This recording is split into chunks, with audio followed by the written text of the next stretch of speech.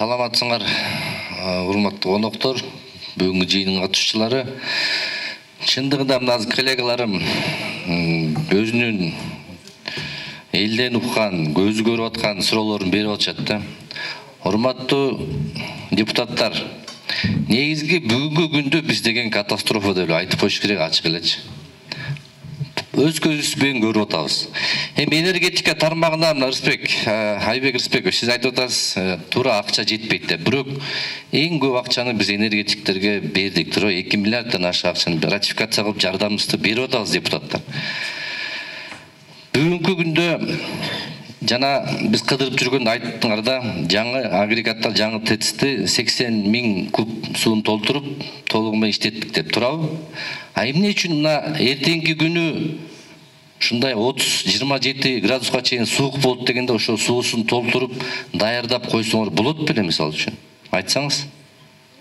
Эгерде мына эски ТЭЦибиз отказ берет, эртең иштебей калышы мүмкүн дегенде жаңын даярдап койсо болот беле? Жооп берсеңиз. В том режиме до этого мы несли 86 градусов по системе, и нагрузка ТЭЦ была до аварии 400 мегаватт. В данный момент у нас все котлы в горячем резерве были. Здесь ситуация в том, что у нас исчезла подпиточная вода не в емкостях, а в трассе. И вот эту проблему мы действительно не могли понять. А готовность по воде, по трассе вся была. И вопрос стал об недостаточном объеме, который поступал на баки. Все баки, 2 котла в резерве стояли горячим. То есть мы готовы были и 450 мегаватт нести. Мы и несли эту нагрузку. Вот ситуация в этой только, в технологической части. Жана биз түшүндүк. Нурлан Сыдыков мырза, сиз дагы бул окуя боюнча, авария боюнча айтып атканда 3 жолу интервьюңүз 3 башка жооп болот да. Причинасы 3, ар кандай причина айтып атат. Эми сиздер деген толук маалыматты алып туруп элге жеткиришиңер керек да. Элдин баары мына шаарыбыз, тургундарыбыз, айылдан келген тургундар келип айтып атат, шаарыңарда мына тоң өлөт экенбиз, андан көрө айылга кетели деп атат да. Эми уят эле да, 21-кылымда жашап атабыз. Эми бул жерде мына коллегалар да айтып кетти, чындыгында сиздер толугу менен даярбыз деп, Аскар Алимбаев айтып кетти. Даярбыз, кышка даярбыз дегенде, мунун баарын тең технологический деп атасыңар. Мунун баарын алдын ала караш керек болчу. Эми эски ТЭЦтин КБТсин көрүп атабыз, мурунда көргөнбүз. Бирок дедиңиз, мен ушу жерден 1 саат болду отурганыбызга. Жарым саат мурун мен атайын ушу микрорайонго чалдым, центрге чалдым. Бирок сиз айткан сөз аз деп, мага мына мен 2 жерге чалдым, экөө тең айтышты. Кечөөкүдөн дагы бүгүн суук, жылы элек деп 1 саат мурун мына чалгам мен. Маяка кирип келткан атайын чалып билейинчи, энергетиктер Айбек Рысбекович турган нерсени айтат бекен деп, мен сизден бүгүн ачык сүйлөшөлүк, элге ачык жеткирели деп келип атабыз бул жерден, туурабы? Ошон үчүн сиз туурасын айтсаңыз болмок да, мен ошон үчүн мен келатып өзүм маалымат алгам. Бир суроом, микрорайондо жылуулуктун азабынан ысык суусу жок, мустак суусу жок, канализациясы дагы, турбалар дагы жарылып атат. Чоң кабаттуу үйлөр. Буга ким жооп берет? Муну ким төлөп берет?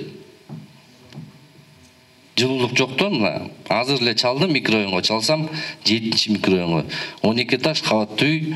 Мына биз азыр көчүп атабыз дейт, биздин канализациябыз да тоңуп, отоплениябыз да тоңуп, бүт жарылып атат дейт. Буга ким жооп берет? Ким төлөп берет мунун баарын? Бишкек жылуулук тармактарынын генеральный директорумун туура айтасыз, Жаралбек Күрүшбекович. Бирок азыр жана биз берген маалымат боюнча суунун температурасы азыр ТЭЦтен чыккан суу ошо 55-тен 65 градуска чейин жетти азыр.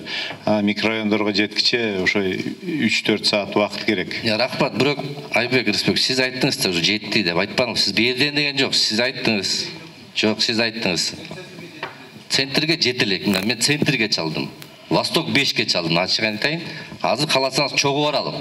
Жылы эле кечтикке жылы эле. Мен азыр громкоговоритель чалайын, просто алдын ала айтыш керек болчу элдергече. Жылуулукту мына оңдоп атабыз. Буйруса кечке чейин барат деп айтсаңыз, анда биз дагы мен да азыр унчукпайт элем ушул жерденчи. Туура айтыш керек да. Жанагы ущерб боюнча кандай кылабыз? Элдер жалап атышат эми. Кандай кылабыз? Ким Жок, перерасчет. Жарылганда да оңдор турбаларды алмаштырыш керек. Алар ким алып барат ишти? Же соттошобузбу, эмне кылат? Билбейм, элдер чоң эле бир ызычуулукку деп ойлоп атам да мен. Суук күндөрдө болгон күндөрдү биз толугу менен перерасчет кылабыз. Эсептеп анын баарын жана канализация маселесин билбейт экенбиз, аны өзүн чыгарыш керек анда. Ал бизге тиешеси жок. Нурлан мырза, ТЭЦ директору, сиз дагы интервью берип атканда жана насостор суу берин айтып атат, электростанциянын Узак мырзачы суу келбей калды деп. Бирок сиз айтып атасызчы 1960-жылдагы 2 насос иштебей калды деп. Туурабы ушундай интервью бердиңиз? Туурабы? Эми ТЭЦтин директору болгондон кийин сиздер эле кышка даярдык көрүп атканда ошо насосторду алмаштырып койгонго чырылдап айтсаңыздар болот эле да, туурабы? Электростанциянын генералине барып, муну алмаштырып коюш керек, суу соралбай калышы мүмкүн депчи. Бузулуп калат, отказ берип калышы мүмкүн десеңиз болот белем. Өзүңүз билет экенсиз, 1960-жыл деп өзүңүз мына массалык маалымат каражаттарына интервьюңүздү берип атасыз. Урматтуу депутаттар, сиз туура айтып кеттиңер. Бул ошо бул аварияга күнөөлүү ошо эки насос, бирөөсү 1965-жылы чыгарылган, экинчиси 1967-жылы. Жыл сайын эле биз бизнес планга насосторду алмаштырууну карайбыз. Бирок баягы финансылык средства жок болуп, ошондуктан жаңы насос. Нурлан мырза, мен түшүндүм сиздин сурооңуз, жообуңузгачы насос күнөөлүү экен да, силер күнөөлүү эмес, насос күнөөлүү болуп атат да. Негизинде жазып атабыз заявка дейм, ушундай катастрофа кылбай, ошо эгерде сиз айтып, технический персоналыңыз айтып туруп, эгерде быйыл ушу 2 насосту алмаштырбасак, ушундай акыбалга, катастрофага туш келебиз деп айтсаңыз, кантип эле акча бөлбөй коймок эле? Сиз ошону жеткизбедиңиз анда. Рахмат. Мына азыр ГКПНдин эмес директору барбы, Улан Дулатович. Силер муну да чагышыңар ыктымал, который саясатын жүргүзөт деп бөлүп коесуңар. Мен мындай туура направление берип коеюн да, а то бизде мындай күнөөсү жогун жыга чабат да, күнөөлүсүн жөн коет. Ошон үчүн жоопкерчиликти ала тургандар Айбек Рысбекович, сиз барсыз, электростанция бар, жана бөлөк тиешелүү органдар бар. Мен баарыңарды жаман көрбөйм, чогуу иштешип жүрөбүз баарыбыздан. Биз жардам берели деп эле жүрөбүз. Бирок момундай кырдаал жаралганда мен сиздерге да рахмат айткым келет. Мына 3-4 күндөн бери уктабай азабын жеп, мону түзөп оңоп атат. Давайте мындай иштеп атканды айталы. Анысын айтчы, надо подчеркивать, кто трудится. Мына бакчылар күнү түн уктабай иштеп атат, мен көрүп атам. Ошол жерден көздөрү жумулуп уктап кетип атат. Жыгандан жүргөн жок да бар. Өздөрү деле айтып атат. Жана Айбек мырзаны айтып кетпедиби, Айбек Рысбековичти. Жана эле мен сураганда айткам, бирок бул азыр жаңы эле мына момунча ысыктык кетти, температура. Бул 4 саатта барып жетет Кожоек Жайчевич деген. Эми жеткенин көрөлү да. Самый главный токтотуп аварияны жанакындай элге бүгүн тоңуп калдырбай, кайта убагында восстановить этип берсе, биздин жеңиш ошол. Калгандын разберемизби? Ким күнөөлүү, ким күнөөлүү эмес, муну комиссия түзүлгөн акырында өздөрү күнөөлүүлөрдү биз да жазып беребиз. Өздөрү выявлять этет да ким экен. Ошон үчүн ага да жетебиз. Массалык маалымат каражаттары буга алдын айтат. Биринчи кар боюнча маселе болгон. Көпчүлүк айдоочулардын дагы жазгы дөңгөлөктөрүн кышка алмаштырбаган деген МЧС айткан болчу. Мына кечээкү жакын суу келип жаткан сууктун астында мен өзгөчө кырдаал министри менен дагы телефонун да кабинетке да чакырып алып сүйлөштүм. Андан тышкары транспорт министрлиги менен дагы карагыла кечээ эле мен жогорку кеңеште болдум, депутаттар алдын алууга деп айтып жатат деп. Билим берүү министрин да чакырып сунуш бериңиздер деп. Ошондо кечинде сунуш берген болчу, эртесин депутаттар көтөрүлдү. Анан азыр сиз айтып кеттиңиз, күнөөлүүлөр жоктой болуп жатат сөздүн бир багыты деп айттыңыз. Күнөөлүүлөр бар, кемчиликтер бар. Мен ойлойм, укук коргоо органдары муну далилдеп чыгат, жоопкерчиликти тартыш керек. Бишкек шаарын элди кыйнадык. Бүгүнкү күндө биз кечирим сурап жатабыз. Маселе бар. Бирок жылуулук борборун көрдүк да эски жагынчы. Жаңы жагы иштеп жатат. Шуның үчүн өтө туура суроо, бул аларча боюнча, Аламидин боюнча түшүндүк, бул боюнча Бишкек шаар мэринде сүйлөшкөнбүз, муну көзөмөлгө алабыз. Рахмат. Я увидела китайцев за пультом управления. Вот я вижу здесь зампредседателя СНБ, ККНБ сидит. Да? Скажите, пожалуйста, ТЭЦ – это объект стратегического значения национального масштаба или нет? Спасибо. А почему рулят китайцы? Да.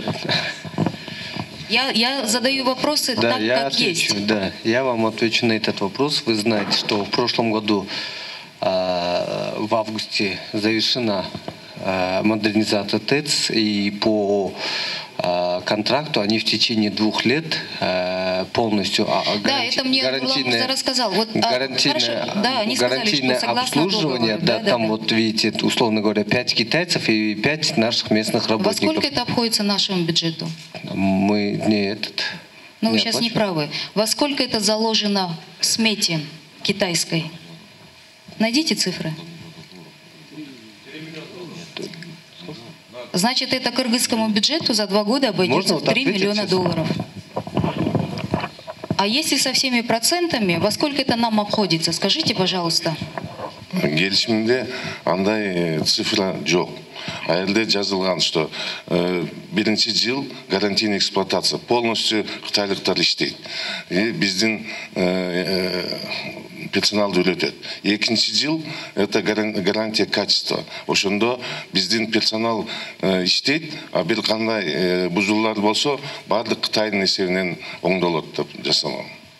Мен мындай деп ойлойм да, 2 жыл иштеген адамдардын акысын кытайлар төлөп атат деген сөзүңүз туура эмес. Буну кыргыз бюджети биз төлөп атабыз, салык төлөөчүлөрдүн акысы менен төлөнүп атат да. Ошону моюнга алыш керек. Бул биринчиси 3 миллион доллар деп атасыздар.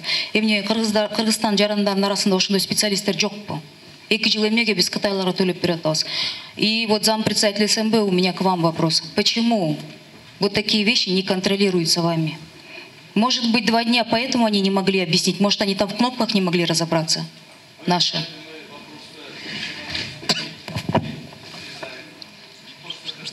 Вам никто не говорит, чтобы вы влезали в вопрос финансовой деятельности. Там на месте это управление. Мы отдали ТЭЦ управление иностранцам.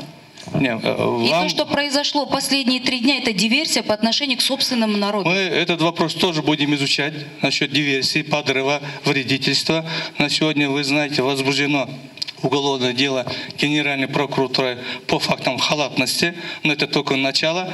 Там уже расследование покажет. Я бы хотел немножко дополнить. В рамках соглашения была еще дополнительная договоренность с компанией TBI о безвозмездной предоставлении всяких работ и услуг. Вот в рамках него это вне 386, они еще дополнительно на 20 миллионов, это был отдельно подписан такой протокол между Минэнерго, там как раз предусматривалось, они предоставляют для того, чтобы наши специалисты, это новое оборудование, оно автоматизировано, чтобы наши специалисты обучились, они еще 20 человек дают в течение 1,5 года, но они сами его оплачивают, то есть условно они там сумму 3 миллиона определили. У нас сегодня уже обучились специалисты. Извините, я в комитете, где мы с цифрами работаем, у меня нет понятия условно. Там прописано, вы говорите, только что. Айтыңыз 3 миллиона, это раз. Анда, где еще 2 школы, которые они обещали построить? Давайте уже тогда до конца будем разбирать. Мы в парламенте это все равно будем разбирать.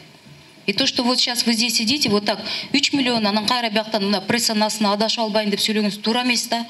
Алдабаңыздар. Ачык сүйлөгөн көнүңүздөр. Последствия начар болот абдан. Мына могуга то, что мы за 26 привыкли, за 26 лет вот так говорить и прикрывать чьи-то косяки прошлых. Вот мы к этому и пришли. Я надеюсь, вы тоже там мерзнете, как и все остальные жители этого города. Спасибо.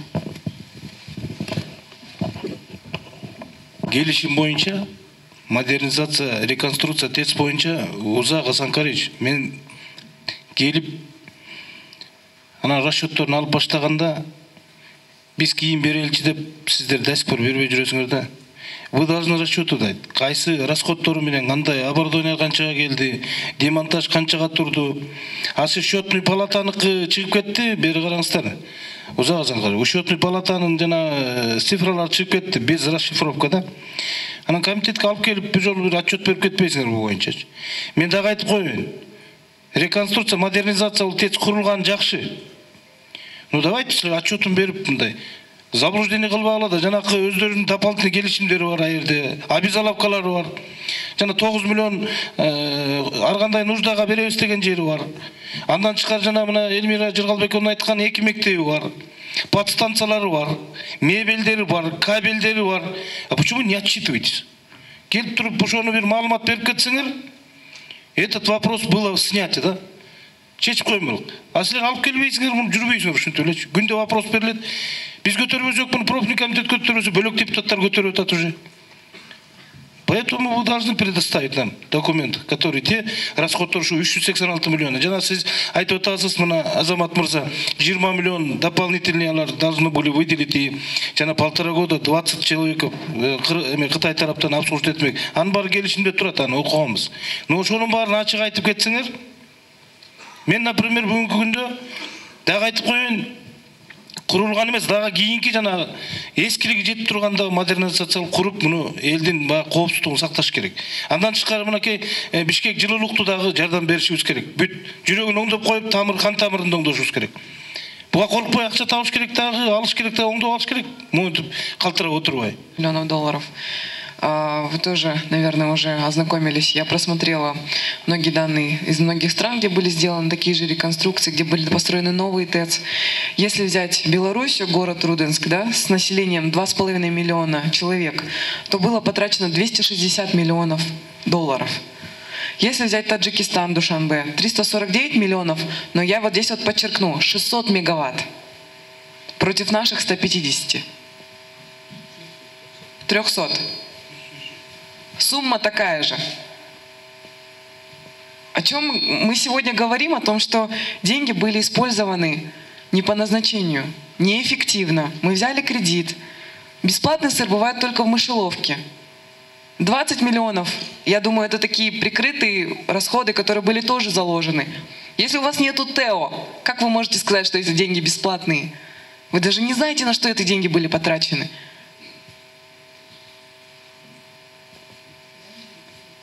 И когда-нибудь обязательно придет то время, когда каждый из вас ответит за это.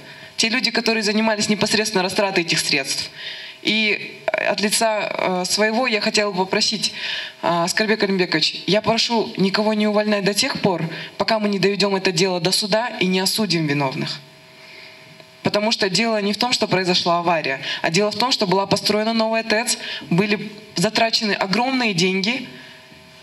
И уже сейчас на данном этапе понятно, что эти деньги были потрачены неэффективно. И я хочу задать еще один вопрос по поводу электроэнергии. Не останемся ли мы без электроэнергии, потому что уже на сегодняшний день очень многие граждане жалуются, что в тех или иных районах города отключают свет. И напомню, что с 15 декабря мы должны были начать экспортировать электроэнергию. Не останемся ли мы сами без электроэнергии? Да, вот я бы хотел немного дополнить.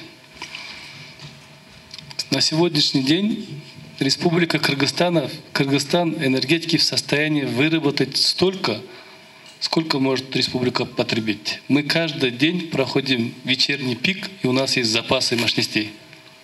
Но есть есть у нас генерация, это ГЭС и ТЭЦ. Есть у нас высокие сети, это НЭСК.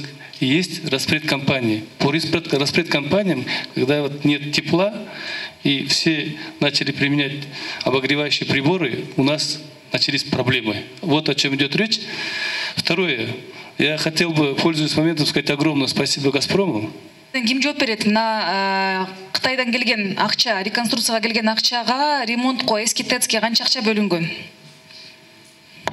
По контракту, который подписан на 386 миллионов, это строительство новой ТЭЦ, и все. Жана 9 миллион деген кайсы сумма? 9 миллионов нам модернизировали трансформатор, современные поставили, которые были, но это не касается самих энергоблоков.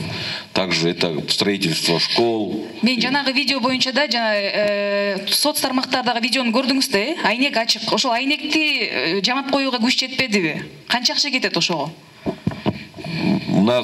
Мы подчиняемся закону о госзакупках. Нами в электрической станции дважды тендер проводился на ремонт всех заграждений. Можно до конца скажу? Ремонт дважды проводился, дважды выигрывал победитель, и дважды он отказывался от этих работ. А стекла все на месте стоят, я не могу сказать, где нас Жоқ, видеоны көрдіңіз бе өзіңіз? Извините, я не видел видео, я работал. Танышып қойсаңыз ошол видеоны. Хорошо. Себеби дегенде мына башында айтып атпайбызбы, биз эми күнөөлөп эле жатып калыш биздин милдетибиз эмес да, бирок даярдык дегенде ошол элементардык жумуштар жасалган эмес да. Элементардыкчы. Сиз айтып атасыз магачы, мына бул сууктан эмес, биз суукка даяр болчубуз деп мына ТЭЦти кыдырып жүргөндө айттыңыз мага, Биз -26 болорун билгенбиз. Сууктан эмес деп. Ошол чынбы да, кайталап койсоңуз камерага. Суукка даяр болсоңуздар анда болбойт беле. Я еще раз повторю, до этого дня мы несли нагрузку 430 мегаватт. Температура сетевой воды мы держали 86 температура. Здесь произошло технологическое нарушение, где исчезла подпитка для обессоленной воды. Это специально подготовленная вода, проходит специальную очистку. Мы в этом только говорим. А все котлы у нас были в резерве, некоторые даже в горячем резерве. Макул эми биз эми бул жердечи 2 сааттан бери отурабыз, жоопторду эле ала алган жокпуз да, чынындачы. Дагы мына комиссия түзүлөт, иликтөөлөр жүрөт. Ошонун негизинде мына Аскар Илимбаевич, мен да ойлойм, биз жанагы 386 миллион ар бир тыйын кайсы жака кетти, ошого жооп алабыз. Ким күнөөлүү, сиз айтып атпайсызбы, күнөөлөр бар деп, ага да жооп алабыз деп мен ишенем. Себеби дегенде кайталанбаш керек. Анан мындай элде мындай Айбек мырза, мен сизге дагы айттым, мындай кырдаал түзүлүп атат да, бардык маалымат каражаттарды ачсаңыз, биз ошол акчаны алдык, бирок ушундай авария болуп калды. Эми мына тарифти кымбаттатабыз деп жүргөнсүздөр, же болбосо дагы акча келгенде ошол акча алып эле чөнтөккө кетет экен да деген пикир калыптанып атат. Тилекке каршы, бирок ошол туура. Анан мына Душанбедеги курулган ТЭЦтин баасы ылдый болуп атат, мощность чоң. Башка шаарлардагы, а бизде 386-га жасалган ТЭЦ мощность азыраак. Акча кайда кетти деген суроо туулуп атат да. Силер өзүңөр айтып атпайсыздарбы, мына көп жылдардан бери тарифти кымбаттатышыбыз керек. Бул 27 жылдан бери болбой калды депчи система. Бирок ошол тарифти кымбаттатам деп көргүлө азыр. Же ошол акча алабыз, жаңы грант деп көргүлө, кредит деп көргүлөчү, эл эмне дейт экен? Биз ошол чиновниктердин чөнтөгүн байытпайбыз деп айтышат, ачык элечи. Анан дагы бир маселе, мына оорулар жөнүндө онкологиялык ооруканадан дагы жазып атышат да. Эми билесиздер, онкологияда температура түшүп кетсе эле эмне болот? Бул өлүмгө тете да. Ошондой кырдаал түзүлдү. Анан элдин баары эле ушул кышта сотко беребиз деп атышат. Мына сотко беребиз. Өкмөттү соттошобуз деп атат. Ар бир жанагы жарылып кеткен канализация, оорулуулар, өлүмдөр, жанагы пожар, өрт чыгып кетти, анын баарында кесепети болуп атпайбы? Бирок мен макул болом да, биринчи жолу ушул кышта жарандык активдүүлүк ойгонду окшойт. Эгер ошо жарандар өздөрү туруп ойгонуп, ар бир тыйын каяка кетти деп депутаттар менен чогуу мындай талап кылбаса, улана берет да, энергетикабыз болду, мына болушун көрдүк да эмиши. Андан ары мындай жаман, мындан ары жаман болушу мүмкүн эмес да. Чынын айткандачы, аябай жаман акыбал болду. Анан сиз мага айтып атпайсызбы, ал жарым эле ТЭЦ курулган Душанбеде депчи, ошону дагы айтып коюңуз андачы, түшүндүрүп. Эмне себептен ушунча чоң акчага ушундай курулуп атат башка шаарларда? Бизде эмне курулду, бирок авария болду деген элде бүдөмүк ой калбаш керек да. Эгер айтчу сөзүңүз болсо айтып коюңуз. Айдайм, мен бул кайсы жерде кандай баада курулган боюнча азыр колум алдында маалыматым жок, бирок бул боюнча мен билем. Бүгүнкү күнү биз мынакей акыбал боюнча келген үчүн ошол боюнча жооп берип энтелик. Анан кийин мен билбейм, мына курулуу эметкенде канча бөлүнгөн эметкенде эмес, бирок текшерип карап чыгып эметкенге биз даярбыз. Биз ачыкпыз ага. Биз дагы мынакей уур атка конгунубуз келбейт. Уурдаган кишиге кошулгубуз да келбейт. Биз ошон үчүн карап эметсеңер, пожалуйста, берели отчетту. Карайлы, анан кийин эле баягы на уровне домыслов эле баарын тең азыр бир эмеге эметирген эле туура эмес го деп. Хорошо. Макул, түшүндүк. Разрешите мне ответить. По нашим новым блокам, которые построены по китайскому кредиту, я одно могу сказать. Если не эти два блока, город бы замерз. Могу я одну сказать, еще другое. Температура упала до 37 градусов. Представьте себе, чтобы восстановить вот эти 37 градусов, сдержали вот этот новый котел и один наш котел. По ТЭЦ Бишкек и по ТЭЦ Душанбе это разные ТЭЦ. У нас работает на выработку тепла и электроэнергии. На Душанбе основная задача это выдача электроэнергии. Может быть, из-за этого там... Комитет запрос кылып сизге жөнөткөнбүз. Мы попросили вас, дайте нам отчеты. Еще раз повторяюсь. Бул локомотив болсо бизде убыточный болуп атат. Эми будан мисалы 7-8 жыл мурун барыбыз көргөнбүз Россияда, да? Саяна Шушинскийде кандай техногенный катастрофа болду. Ошол эле убакта мына Японияда турабы, жерди түрөөдөн кандай. Будан эч ким мындайча никто не застрахован да от таких чрезвычайных ситуаций. Конечно, мы сейчас переживаем за наших энергетиков. Иштешип атат булар, уктабай. Бирок ошо себебин билиш керек да. 61-жылдан бери келе жаткан оборудованиялар боюнча сөз болуп атат. Естественно, трубалар эскирген, суу жетпей калды. Да жакшы реконструкция болгон экен. Жанагы реконструкция боюнча көп маселелер болуп атат. Договор боюнча анын суммасы боюнча сөздөр болуп атат. Бул биздин коллегалар 5-сазда депутаттар ратификация кылып берген. Эми цифралар бар. Бул бүт иш жазылган. Мына немеден правоохранительный органдын өкүлдөрү отурат, бүт санашат, бул маселелер мен ишенем чечилет да, бунун барычы. Биз дагы азыр парламент колдон келишинче бүт колдоп берип атабыз. Мына Токтогулский ГЭСке $450 миллион ратификация кылып бердик. Чын деле оборудованиялар эски, трансформаторларды алыш керек, кабелдерди жаңыртыш керек. Анан мына менин кесиптештеримдин бекеринен суроо берген жок да. Биз дайыма көтөрөбүз, туурабы, Кожобек Жайчыбекович? Есть мировой стандарт. Например, 1000 киловатт, она стоит оценкасында $1000, да? Мисал, Джонни айтып койсо болот да, мына, если здесь она ТЭЦ Бишкекский выдает 300 мегаватт, это, грубо алганда эле, $300 миллионов. Туурабы? Мисал, Кыргызстан жылына вырабатывает 14 миллиардов киловатт, да? Это мындайча айтканда активов, эгер без капитализации кылсак энергосекторду. Это мы, значит, в энергосекторе активы имеем на $14 миллиардов. Правильно я говорю? Но, к сожалению, на сегодняшний день вопрос, да, инвентаризации, капитализации, оценки у нас не происходит, потому что здесь надо политическое решение принимать. Вопрос, bizde Кыргызстанда аягында биздин продукт энергосектордун. Бул социально ориентированный тариф деп коет да. Себестоимость 1 сом 60 тыйын, 1 сом 80 тыйын болсо, булар бытовой потребительге 77 тыйындан берип атат да. Естественно, бул политическое решение кылыш керек. Эгер биз энергосекторду жылдыра турган болсок, биз чоң реформа кылыш керек да. Ошон үчүн абдан көп суроолор болуп атат. Эки ТЭЦ, жаңы салынган ТЭЦ 300 мегаватт чыгарат деп айтылган, туурабы? Да, правильно. То есть биз жаңы эскиси сынса дагы жаңы менен эле иш алып туруп кетмексиңер да? По электрической только нагрузке. У нас еще теплофикационный режим, это самый главный. Эми биз дагы баарын түшүнгүбүз келет, бирок биз ушунча акча корогондон кийин эффективдүү болот деп Бишкектин шаары, чоң Бишкек шаарын силер чоң кыштак айлантып жаздадыңар. Дагы бир суроо. Мына элдер бүгүн суроо берип атат, перерасчет кылабыз деп. Силер электрический станция айттыңар. Перерасчет булар жылуулукту албай калганда өздөрүнүн электричествосын да колдонушту.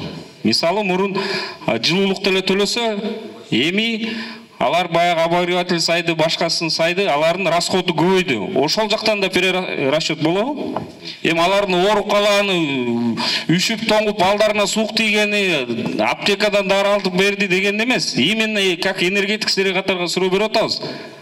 Алар жылыткычынан дагы сайып атып, жылуулук бербегендин кесепетинен. Ошол расходторуна да перерасчетко көңүл бургула. Особенно мына микрорайондордогу үйлөрдө. Кийинки сурообуз эми Аскар Алимбаевич, сиз өкмөттүн ушул жогорку кызматкери катарында биз дагы суранып кетет элек. Эртең палатада дагы биз бүгүн таанышуу үчүн келип отурабыз. Ушунун аркасынан ойлойм, жалпы энергия секторду дагы реформалоого бир чоң кадам жасайсыңар го деп Аскар Алимбаевич ишенебиз. Себеби бул стратегический объекттер акционерный общество болбош керек. Муну мамлекетке алышыбыз керек. Бишкек шаарына миллиондогон калкыбыз ушул карап калдык го жалдырап. Ошон үчүн мен ойлойм, кардиналдуу реформаларга барышыңыздар керек. Дагы бир көрүп келдик, Экотехинспекциянын жетекчисине мына Канат Камарбековичке дагы кайрылып кетет элек. Жана жерде 5 мүнөт экскурсия кылдык, мына баарыбыз кирип чыкканда эле ушу дем ала албай калдык. Биз бир кирип чыгып эле угарный газ сыяктуу мына жана өрттөнүп атат ичине. А жерде дем алып биз бир сер экскурсия эмес иштегенге дагы бүгүн шарт жок экен. Эртең ошол жерде бир топ киши ууланып өлүп кетсе, кайра дагы чоң ызычы болот. Ошон үчүн сиздерден тараптан жанагы өкмөт тараптан депутаттарга мыйзам берсеңиздер, сунуштасаңыздар, ошоп сиздер мындай жерлерге, стратегический объектилерге, жанагы Саяно-Шушинский ГЭСте авария болгон жерлерге силер тоскоолдуктар киришиңер керек. Кирип предписанияңарды берип. Жалпысынан айтканда эми жанагындай айнек алганга, башка алганга бизге ушу госзакупканын мыйзамы иштейт дагы. Ана мондай миллион долларды кескилегенде биздин госзакупкабыздын мыйзамы иштебей калат. Ошого нааразы да мынан. Жалпысынан эми эртең ушул комиссия түзүүгө биз дагы сунуш беребиз. Буюрса бул жерде дагы ким күнөөлүү? Качагар менен слесарларды соттобойбей бул жерде чоң ошол шалаакылык кылган жетекчилерге да чара көрөттөр деп ишенебиз. Рахмат. Эми кенен талкууладык окшойт. Баарыбыз талкууладык. Берден чын айтканда энергетиктерге да чоң рахмат айтыш керек. Жөн эле тепкилей бербей. Берден мынакей медет аксакалыбыз баш болуп, уктабай, үшүп, тоңуп жүрүп, мына эптеп, шуну восстановить этип калалы деп анан мен бир тактап коеюн. Эми толук бүгүн мына 4 сааттан кийин дедиңер. 89 берилип атпайбы температура берген? Жок, канча дедиңер? Берден 65 берилип атат.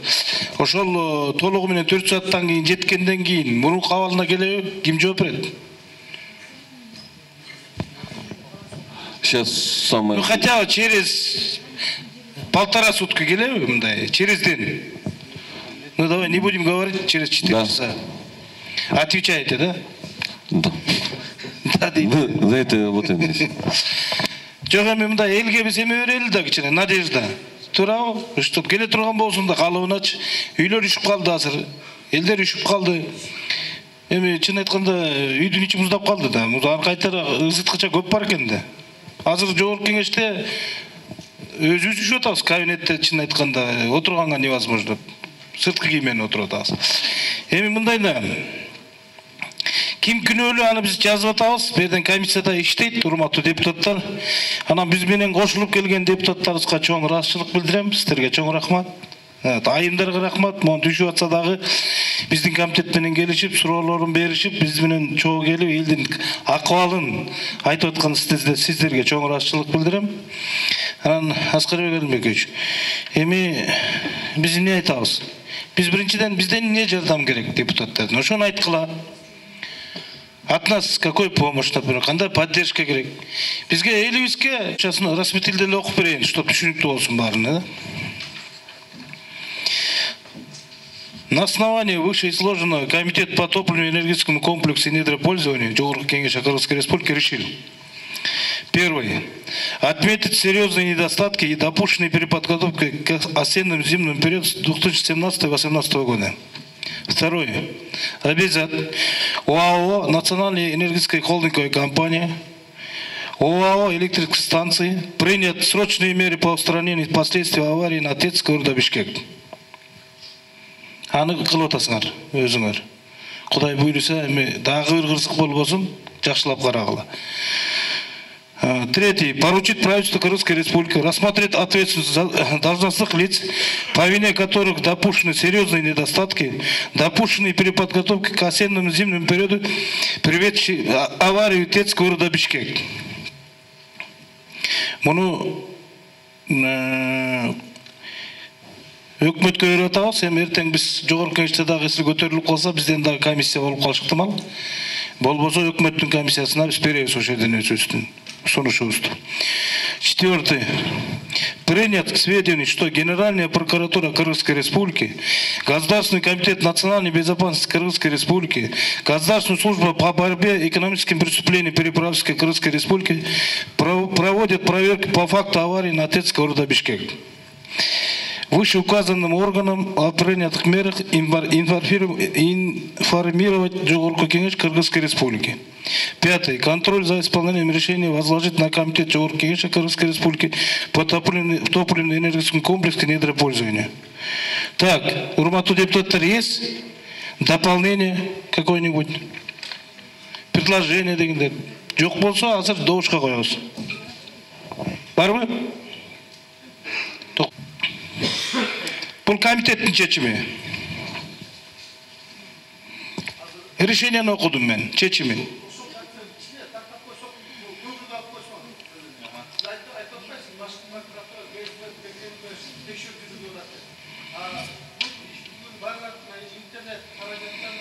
Алар бир стаякта турса, бирин артынан бири кете берет да, эскиликке жетсечи. Эми аны бригаданы чакырып, барып, көрүп, ошол жерден анан чечим чыгарылат. Эгерде чынында биздин күнөөбүз менен ошо жарылса, биз албетте ошону каражатын кайтарып беребиз. Бизге ТЭЦ керек болгон ошол убактачы. Мен айтып коеюн дагы. Мына ошол ТЭЦ курулбаганда, бүгүн тоң калмакпыз да, ошол ТЭЦ курулбаганда. Но мен каршымын дебедим билем, процедураларын дагы айтып коеюн да. Анан эмне болуп өтүп кетти деген, ал убакта баары суранып туруп калышты. Кожобек Жайчович, эми биз ратификация кылып беребиз, миллиард алып келсе да кылып беребиз. Депутаттар ратификация кылганда, ал жоопкерчилик андай эмес, жоопкерчилик. Биз суроо берип, жанакындай процедуралары, жанакындай келишимдери жок, ТЭОС жок дегенде эми акчаны берип атат Кытай тарап. Ушунча акчаны Зинципин өзү президент берип атат. Анан өзүнүн жанакындай компаниясын Кытай тарап берип аткандан кошуп берип атат дегенден эми биз айла жоктон макул болдук. Айла жоктон айтып атабыз да, кийин эми жооп бергиле бизге. Канча акчага, например, силер курдуңар деп. Мына ошону бүгүн мезгил талап кылып атат, ошого биз жооп бергиле деп сурап атабыз. Анын жообун алгандан кийин биз сиздерге мындай саясатка айландырбай беребиз. Андагы опять ошол биздин гос органдар, жана надзирающий органдар өздөрү текшерип, туура эмес болсо, жанакындай баасы көбүрөөк болуп кеткен болсо, алар жоопко тартсын деп атабыз. Болгон ошол. Жаңыланган блокко бардыңыз го, сиз жакшы билесиз. Жаңыланган блок жылуулук бербейт экен. Жылуулук да берет, эми жок, берет экөөтө. Кичинекей бөлүгү гана жылуулук берет экен. А көп күч жана эски цехке туш келет экен. Сиз аны биз кече келдик, бүгүн дагы келип атабыз. Мына бүгүн мен келип атам. Сиздер менен чогуу, сиздерди киргизбейбиз дегенде карабай баарыңарды киргизип, мына чогуу тартып, сиздердин көзүңүзчөрдө суроо бердим мына. Айбек Рысбековичке суроо бердим. Канча берип атат бүгүн? Экөө тең иштеп атабы, экөө тең иштеп атат деди. Сууну толтуруп кайтадан запускать этишсе иштебей турган экен, ага убакыт керек болгон деди. Баарын толук жооп берди, ошон үчүн айтып атам. Мен анын баарын жагып, мен от жагып аткан жокмун. Мен деген диспетчердин данныйын көрүп туруп айтып атам. Канча чыгып атканын, канча мегаватт берип атканын, канча гигакалория кетип атканын мен таблодон көрүп туруп айтып атам. Андай мен элге азыр заблуждение кылып калып сүйлөй албайм. Азыр сиздердин алдыңыздарда свет боюнча жок бар жоктун бардыгы жакшы деп жооп беришти да. Өзүңүз билип атасыз, угуп атасыз, соц тармактарда отурабыз деп депутат айымдарда айтышты. Алардын айтымы боюнча биз өзү деле көрүп атабыз, биз деле отурабыз ошол тармактарда. Элдик баары эле бизде свет өчтү, отопление жок деп атат да. Отопление болуп тура, бул чечилген маселе, мына имеется в виду. Сиздер келип атасыздар, текшерип атасыздар, жардам кылабыз деп атасыздар. Свет боюнча маселе курч боюнча турат да. Свет боюнча эми Север электрон бүгүнкү түндүк электронун генеральный директору айтпадыбы? Бул эми негизи резервный эмес да, бул тармактагычы. Эгерде бүгүнкү күндө ТЭЦ момундай абалга алып келип, анан баары аба кыратылдерди жанакы жылычкычтарды сайбаганда, свет чыңалуусу жанакындай плюс 25% көтөрүлүп кетпегенде, көтөрүлгөн. Айтып атпайбы, жанакы кабелдер чыдабай эрип кетип атат деп. Эми аны кээ бир жерде может ушундай бир убактылуу отключение регулировка жасап аткандыр, айтпай аткандыр, мен айтып коеюн. Но биз светсиз калышыбыз ыктымал да. Ошон үчүн бул жагындагы биз мындай жөн эле зучула бербей, азыр эми баягы нормализуется, Кудай буйрса, баягы үйлөрдө жылуулуктар туура жетип баштаса, анда светтин дагы маселеси ылдыйлайт да. А так абал курчуп, мондай муздак үйлөр, квартиралар тоңуп муздак боло баштаса, анда светке да күч келет да, электр энергияга да күч келет. Электр энергияны эми биз түшүнүп эле турабыз. Ал чыңалуу кетип баратканда жарылып же баягы билесиздерби, илгери подстанциялар күйүп кетчү кыштын убагында. Эми мындай да Чернобылда да авария болгон бир жылдары. Мына ошонун кесепетин эмгиче айтып жүрөбүз. Японияда авария болгон бир жылдары. Жана АЭСтер, жана атомный эме станциялар. Бул эми кырсыкты каяктан келет деп болбойт. Ошон үчүн дагы момундай жакшы бүтүп кеткенине, ошол ордуна келгенине келип калса экен деп биз тилек кылып атабыз да, ошол. Элнара Сурабалдиева айымдын айткан сөзүнө мен кошулат элем да, себеби дегенде баягы күрүчтүн шылтоосу менен күрмөк суу ичет болуп, сиздердин шылтооңуздар менен биз бүгүн Кытайлар отурган жерге кирдик. Кечээ журналисттер келгенде бизди киргизбей койгон. Анан кийин деген ошол жаңы модернизациядан өткөн блок таза жылуу сонун, Анан жанагы эски блокко барганыбызда баардыгы орусча айтканда все злые, все ругаются. Себеби дегенде суукта бир жерде отту жаап алып ошол жака жылынып туруштур да. Эми ушул теңсиздик болуп атпайбы? Жок, эми сиз туура түшүнсөңүз, бизде келишимде турат. 1,5 жылга чейин Кытайдын жарандары ушул жерде 20 адам иштеп карап туруш керек. Эгерде бирдеке болуп сбой берип, жаңы курулган ТЭЦ сбой берип, же бир бузулуп бирдеке болсо Кытай тарабы өзүнүн мойнуна алат, өзүнүн мойнуна жүктөлөт деген келишимде жазылып турат. Ага мен макулмун. Алар келип анан окутуп, үйрөтүп 1,5 жылдан кийин кетет деген сөз бар да. Биздин эски ТЭЦке акча каражатын табыш керек да. Буга да мен макулмун, баягында модернизация кылып оңдош керек. Уже бул эскилиги жетип, баягы ишмалдай чыгып калганы көрүнүп турат да, эскилиги жетип. Анан эми эски 64-жылы курулган ТЭЦибизди дагы ушу гайка менен ошол убактагы тетиктер менен бурап жүргөн биздин бул специалисттерге да бир чет рахмат. Муну биз жардам берип, любой акчасын таап келсе ратификациядан өткөрүп, биз жардам берип, муну негизи оңдош түзөш керек да, элдин келечегин ойлош керек.